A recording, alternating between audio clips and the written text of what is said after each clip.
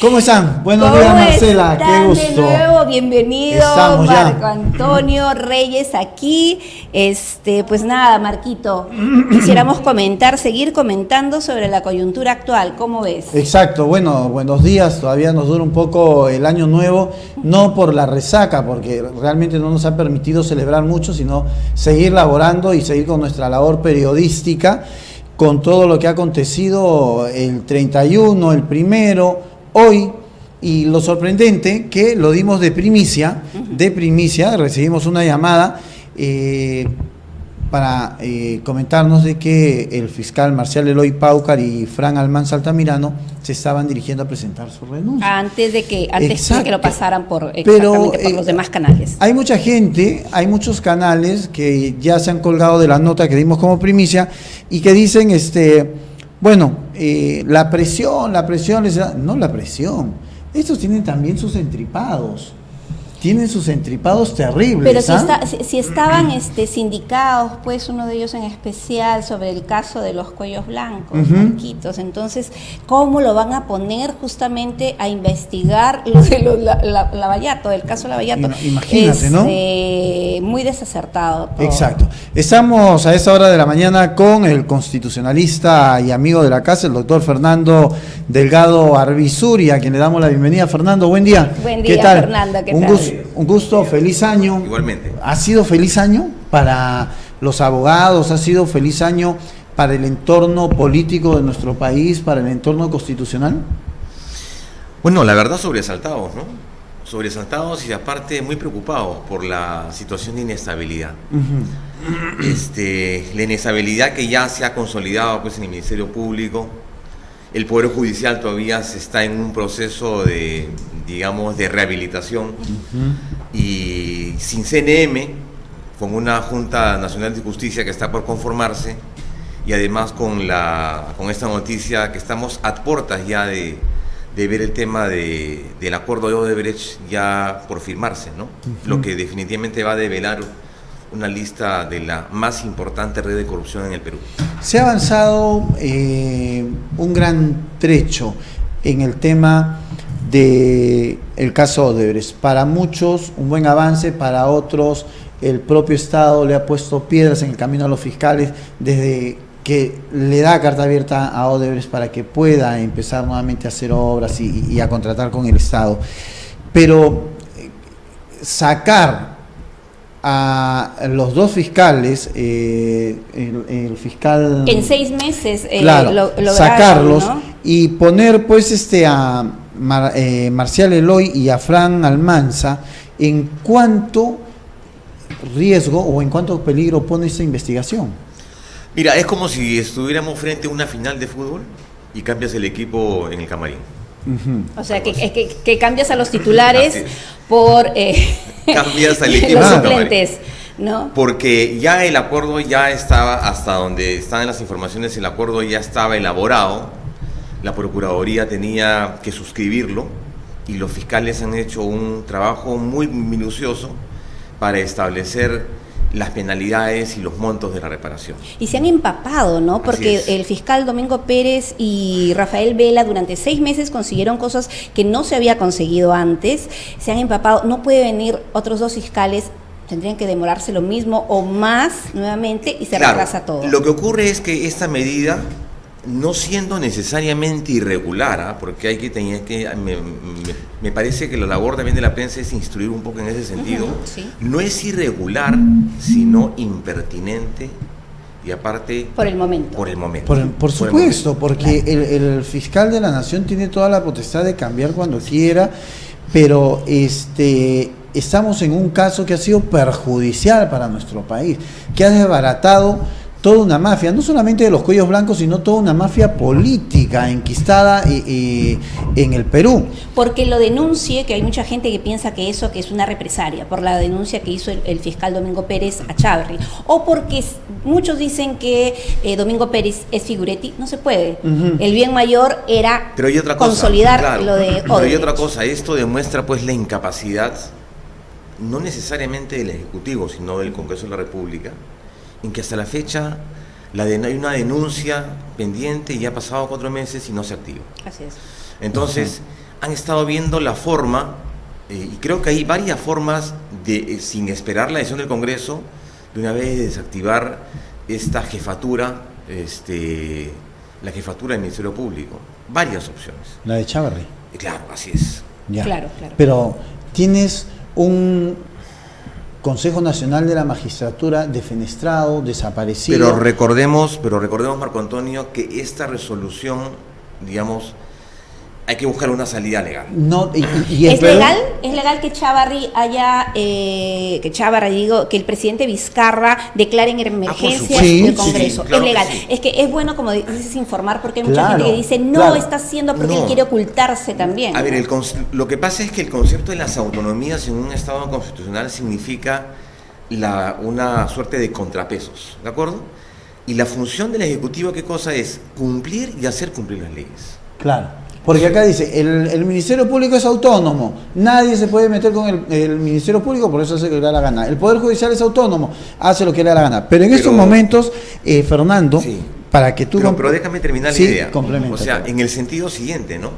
Cuando hay un uso irregular, un uso excesivo de funciones de estos OCAS, porque el Ministerio Público es un órgano autónomo constitucional, eso no significa pues una autarquía, significa que debe actuar dentro del uso regular de sus funciones.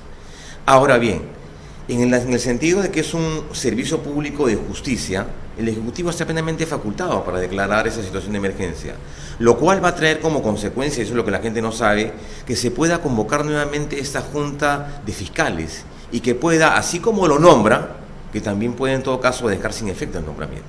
La junta de fiscales, exacto. Pero acá hay dos bandos.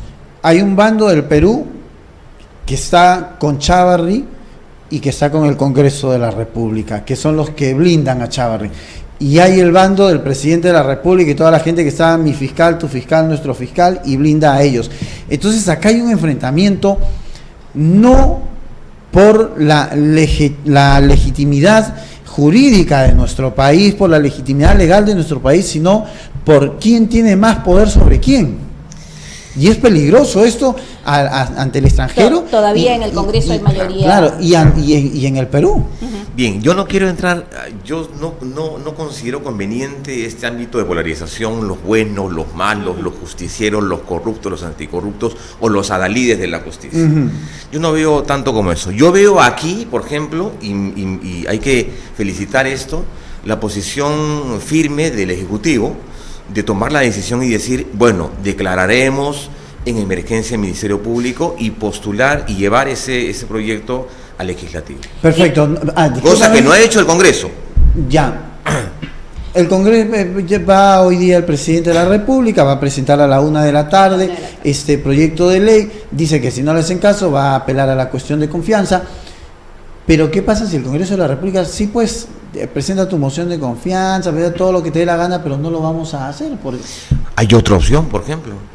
Recordemos que el fiscal de la Nación está involucrado con respecto a su ratificación. Hay un proceso en trámite en el sentido de que se adulteraron los puntajes para que él fuera ratificado. Cuando entre en vigencia, o en todo caso, se podría pedir la nulidad de esa resolución, de la resolución del CNM que lo excluye al fiscal de la Nación a que pase por la ratificación, número 1, y además que aprueba su nombramiento como fiscal. Los actos administrativos, así como se emiten, se pueden dejar sin efecto. Claro. Ahora, comentábamos que hay dos fiscales que justamente en el momento que el fiscal Chávarri pues sacó del caso Lavallato a Domingo Pérez y Vela, presentan una carta, ¿no?, donde apoyan más bien a Vela y Domingo Pérez y le piden que por favor, por el bien mayor, desista de eso. Hay 3 más, ¿verdad?, que podrían lo que pasa es que es el equipo. A ver, lo que pasa es que a partir de la implementación de estos grupos de trabajo, ¿no?, que estaban representados por las llamadas carpetas fiscales, se conforma este equipo. Y este equipo está bajo la batuta de una especie de supervisor o coordinador. Ahora, ellos definitivamente son cargos en los cuales, por la especialidad y por el conocimiento de la materia, han sido conformados. Yo creo que los tres que salieron el día de ayer como muestra de solidaridad y como muestra de independencia también han presentado de alguna manera no una renuncia, sino se han solidarizado a la causa del fiscal Vela Barba y Domingo Pérez. Así es. Ahora, lo que veo, sin embargo, es en el sentido siguiente: siendo un ente autónomo, yo creo que es usual, tanto en el Poder Judicial, en el Ministerio Público y en estamentos corporativos, que esta es una práctica usual en el sentido de estos cambios en las funciones, las permutas, las designaciones, inclusive, por ejemplo, en el Ministerio Público sea esta figura de las fiscalías ad hoc, claro, para el caso en concreto. Exacto. Claro. Entonces, dentro de un elemento de jerarquía, el fiscal de la Nación puede definitivamente disponer el cambio y la conformación de los equipos de trabajo.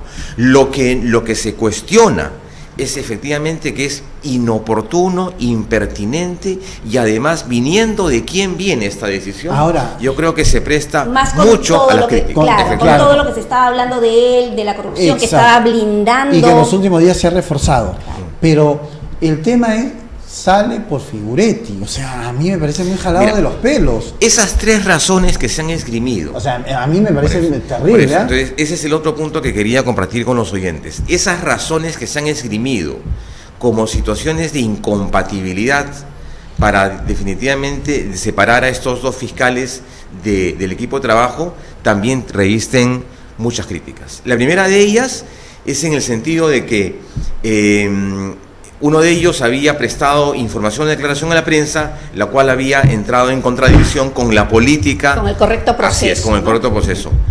La Constitución garantiza a todo individuo y funcionario público a brindar opiniones. Ahora bien, claro, que son asuntos sometidos a reserva, perfecto. Pero esta es una política anticorrupción en la cual los fiscales, en virtud de su autonomía, estaban facultados para hacerlo. La única limitación que la Constitución establece es los militares, de manera conjunta. Ellos no pueden prestar opiniones. Y la otra es un tema de jerarquía, en el sentido de que, ¿cómo era posible, por ejemplo, que el fiscal Pérez citase, ¿no?, e involucrase en una denuncia a su superior? Precisamente ahí está el elemento de jerarquía. Ahí está el elemento de jerarquía y ahí está el elemento de autonomía. ¿Por qué? Porque el fiscal Pérez no se va a sentar con el fiscal Chávarri para discutir los pormenores de un caso. Simplemente los fiscales son autónomos en sus carpetas fiscales. Exacto. O sea, cada fiscal es autónomo y no tiene por qué estar totalmente sometido a la injerencia o sometido a los vaivenes y directivas que le pueda dar el superior. Ahora, ¿cómo tomas tú esta parte que dice, representa, por ejemplo, el fiscal Gómez viene haciendo una sobreexposición de su caso, lo que podría representar la vulneración de la objetividad de la fiscalía? No, porque hay información reservada y información que es pública. Claro. Entonces, o sea, yo voy a un medio... Lo que hayan ellos hablado con las personas de Odebrecht, el trato que han hecho, tal es así que no ha sido público. Eso no, y no claro, puede ser público, porque eso es otra cosa que Chávarri dice, y también parte del Congreso decía que lo van a hacer público. ¿Se puede hacer público? Claro, lo que pasa es que hay un antecedente. Ustedes recuerdan el caso de la procuradora anticorrupción que salió a hablar acerca en el gobierno anterior. Claro. Y que fue al final destituida por eso, sí, porque dio una información, dio conferencia de prensa sobre eso. Al final se dijo, bueno, tú puedes informar al superior. Tú puedes informar al superior. Pero en el ámbito de tu autonomía y de tu función, un representante del Estado, procurador o fiscal, puede dar las informaciones, las conferencias de prensa, sin entrar a desarrollar terrenos propios y vedados de la investigación. Claro. ¿Eso pone en riesgo el caso Lavajato? Yo creo que sí, o sea, la destitución no es tanto destitución, es la separación o el dejar sin efecto la designación de estos dos fiscales que no han renunciado, lo que han sido cambiados digamos, de ubicación. Y tal es así que están apelando, ¿verdad? Están apelando y creo que han tomado la medida correcta en el sentido de pedir que se lacren las las oficinas y que todo el material se custodie. Y me imagino habrán hecho ya copia de sí, todo. Claro que sí, un inventario. ¿Cómo tomas tú que Chávarri saca a un fiscal y ahora lo vuelve a poner en un cargo de suma peligrosidad, diría yo? A ver, yo no considero que, por ejemplo, el hecho de esta existencia de indicios con respecto a este fiscal, ¿cuál es el nombre del? Eloy Paucar. Eloy Paucar. En todo caso, ellos han tenido participación, pues él, el primero de los nombrados, ha tenido participación en los casos en los cuales es materia de investigación. Sí. Bueno, pero en todo caso, en el caso del primero, las investigaciones ya están sumamente avanzadas. Lo que estaba pendiente era simplemente la aprobación por parte de la Procuraduría para, ¿qué cosa? Aprobar y dar por terminado este convenio de Odebrecht, ¿no? ¿A dónde puede llevar?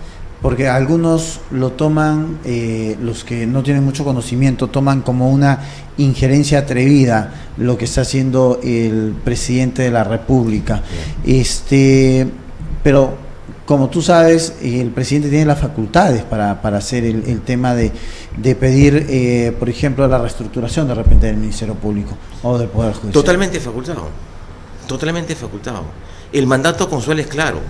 El Ejecutivo tiene la función de hacer cumplir y cumplir las leyes. Y aparte de diseñar la política general del Estado, diseñar no solamente es diseño, implementación, ejecución, supervisión, sino también establecer, y además tiene la facultad legislativa, es decir, la de proponer proyectos insumos legislativos para los correctivos en la política de justicia. Ahora, Frank Robert, disculpa que te corte, sí. porque es importante esto, Marcela. Frank Robert Almanza, él tuvo a su cargo el tema de la investigación de lavado de activos contra los Sánchez Paredes. Sí. Y hay una fotografía donde aparece junto a César Inostroza, vinculado junto a César Inostroza. Bueno, o sea, es un peligro en el Perú ahora tomarse una foto. Claro, es un peligro. Lo que pasa, ustedes que son personajes públicos, dime con quién andas y te diré quién eres. Exacto. Ya, perfecto, pero no podemos pues sentar responsabilidades o indicios sobre la base de fotografías. Claro.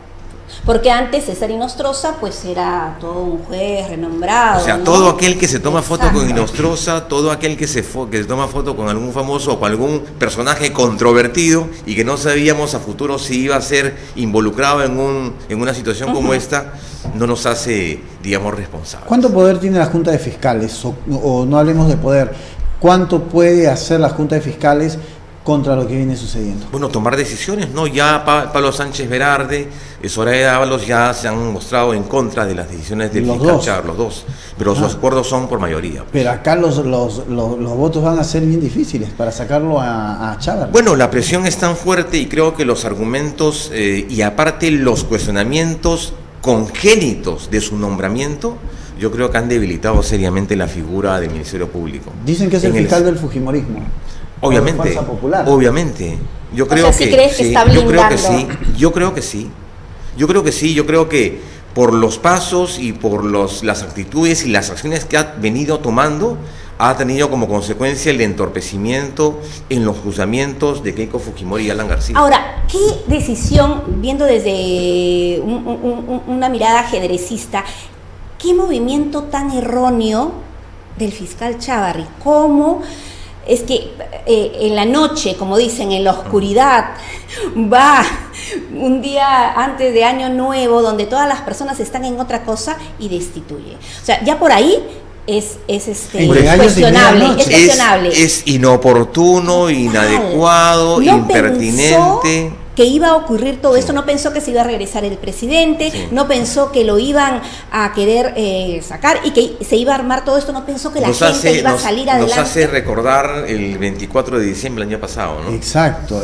Pero un buen regalo de año no. Pero mira, ahora cavó su propia tumba Chávarri porque yo voy a destituir a un fiscal. No lo voy a destituir, voy a cambiar a un fiscal y le hago llegar su carta de cambio o que está cesando en ese cargo y que se va a otra, de repente a otra fiscalía, qué sé yo. Pero aparte la política de amedrentamiento. Pero el tema es llamar y convocar a una conferencia de prensa. O sea, él mismo le está dando la importancia y la relevancia de estos dos fiscales más allá de las que puedan tener. Por eso digo, una decisión extraña, a mi parecer, viendo desde un punto ajedrecista, porque son movimientos que los tienes que pensar, tienes que ver todas las posibilidades. Bueno, pero además también lo que pasa, como ustedes bien han dicho, es un una situación de pesos y contrapesos.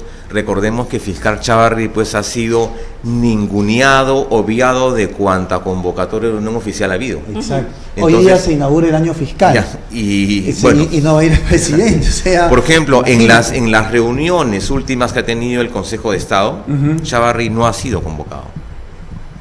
Entonces, era una muestra de decir, una buena oportunidad para decir, bueno, aquí estoy yo presente, pues, ¿no? Por supuesto, pero aquí vamos también a la soberbia. Yo me quedo porque me quedo y no renuncio porque no me da la gana y se acabó. O sea, me hago un costado que se hagan las investigaciones necesarias y pertinentes. Bueno, el problema es pues que tiene un manto protector, ¿no?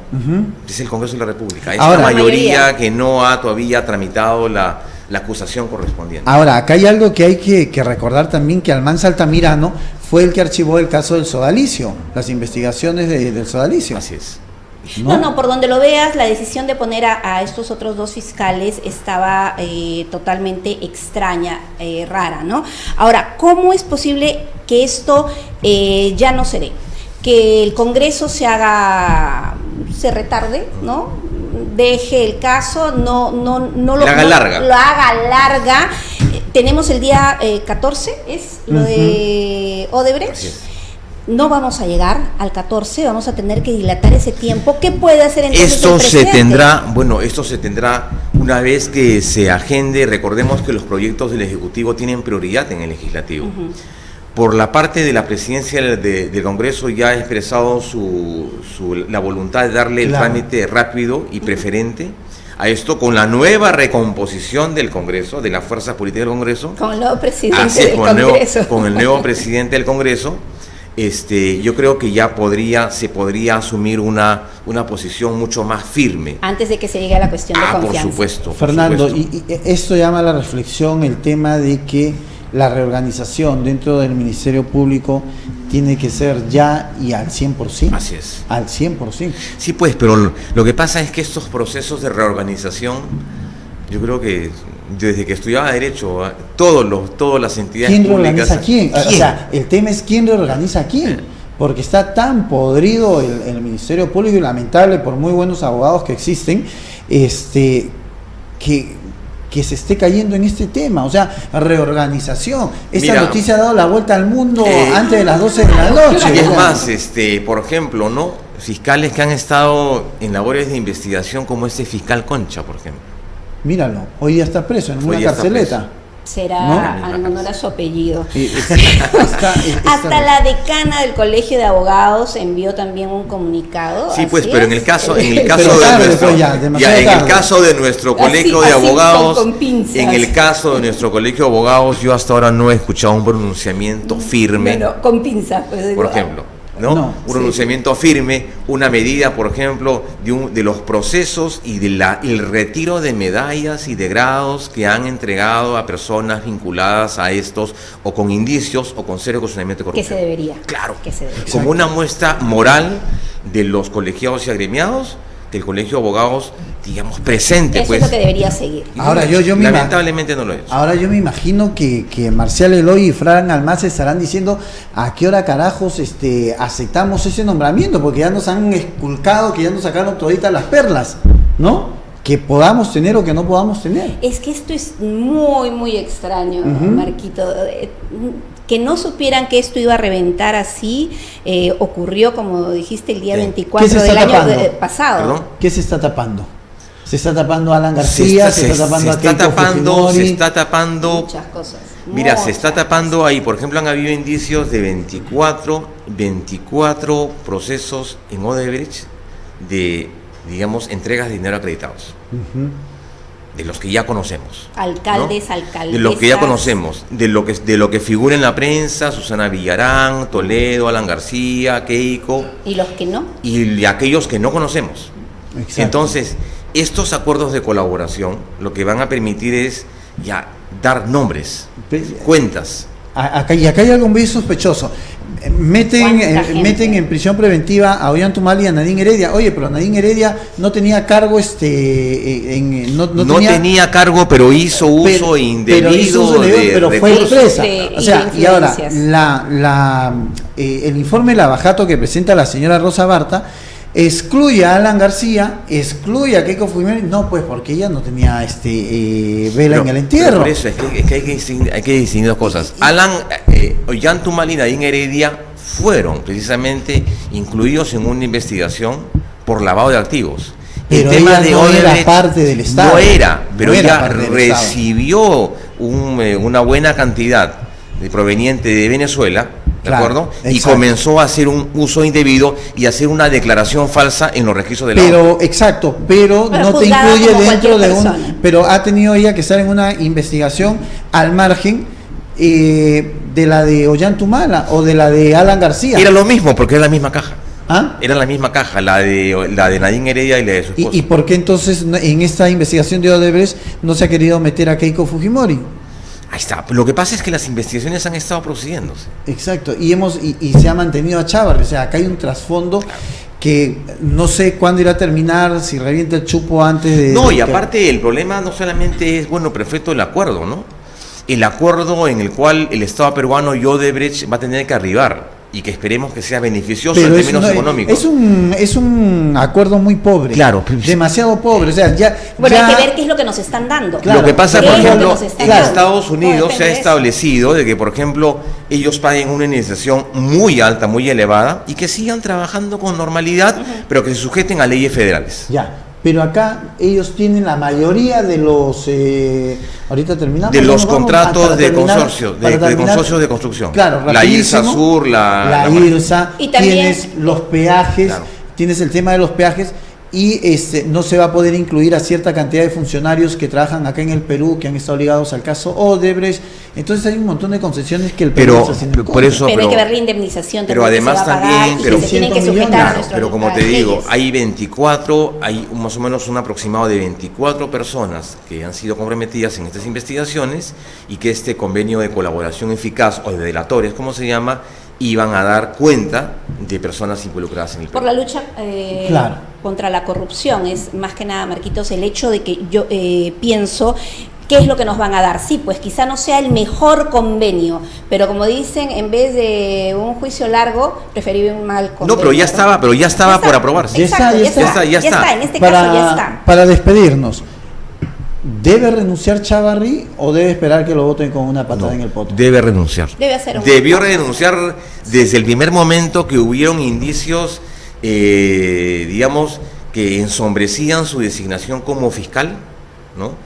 Y lamentablemente hemos estado así por la desidia de esta mayoría obsecuente del Congreso. Quizá Chávarri, ya para terminar, le dijeron o nos blindas y sacas a Pérez, y él vio, pienso yo la jugada, ok, lo hago, me sacan el presidente, el Congreso me tiene que sacar ya después de esto, pero hice lo que ustedes quisieron. Ya no me pueden sacar los trapitos al sol, que igual van a salir. Bueno, pero igual van a salir. Tiene que renunciar. Exacto. Fernando, muchísimas gracias por haber estado con nosotros. Ha sido el constitucionalista y abogado Fernando Delgado Alvisuri, con quien hemos hablado un poco sobre el tema de Chávarri, Marcial Eloy y Fran Almanza. El tema, ¿qué se viene para adelante?